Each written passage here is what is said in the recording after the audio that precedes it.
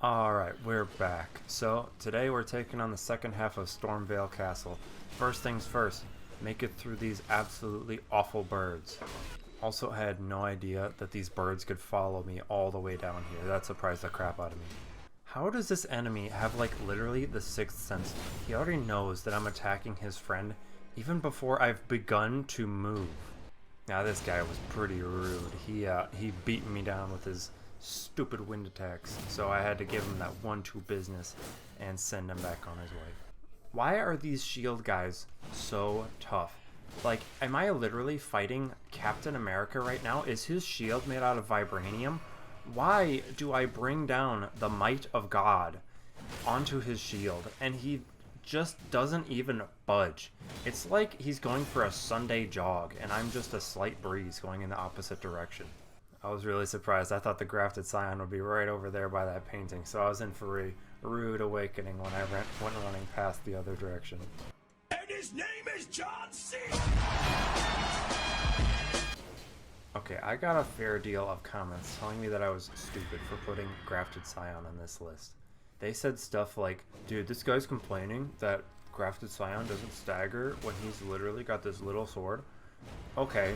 Now I've got the anchor straight from the wreckage of the Titanic, and he still doesn't budge.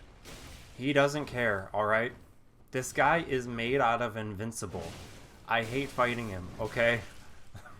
Call me bad, I just don't enjoy fighting grafted scions.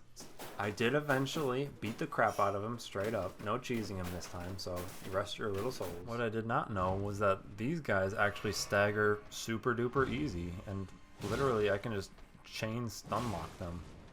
Ooh, time for a little fashion souls. Jordi gets like an actual shirt for once. And then I had it shoved in my face that these birds absolutely belong in the top 5 worst enemies of Elden Ring. These guys are impossible to hit, and they are they're just annoying. I don't know how else to put it. Unless you have a fast weapon, you're not really going to do very well against them. Because, like, they have just enough health to, like, get through 2 anchor smashes. Which is incredible considering they're a bird and have, like, the most delicate bones of all time. Alright, moving on. Time for Godric. So my first time I went to fight Godric, I got him really low. Just kidding. He killed me in, like, 4 seconds. I then decided that it actually wasn't my fault. It was that my anchor wasn't high enough leveled. So I went up, I leveled up my anchor, and I came back, and I did pretty decent. Died like once or twice more.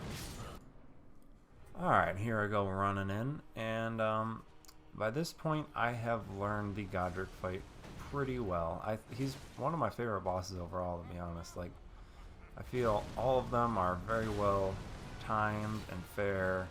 And I just enjoy it a lot. Like, pretty much all of his attacks have, like, a good weakness where you're able to fully exploit it and retaliate against him before he's able to do too much. There's a couple combos that I would rather just not deal with at all.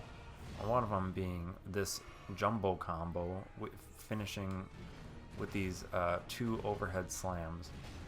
That second overhead slam, I don't know what he does. I swear, his sword like triples in length every time he does that attack.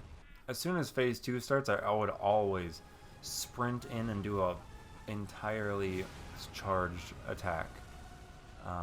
That deals a stupid amount of damage.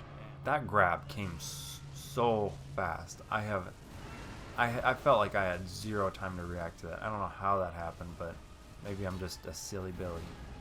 Look, we rolled in unison together. Isn't that cute?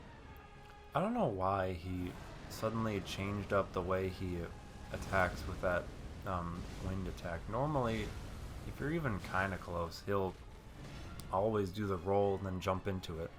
But, like, there was several occasions where I was, like, about as close as I normally am, but he just was not having it, and he would just do the double wind attack instead. Which is really a lot more difficult to dodge and not as epic, if you will. I put him out of his misery and did my little celebratory dance as usual. So one thing that I never noticed about Elden Ring was that if you wear the Exile armor, the height of the cloth portion actually changes depending on the, helmet or headdress you're wearing. So normally it's like up by my nose or so. But as soon as I put a headdress on, it actually came all the way down, and it was more like a a shirt or like a scarf, if you will, which I think is a really cool little detail that I never knew about. But anyway, that's where I'm going to wrap it up. I will see you all in the next episode. See ya.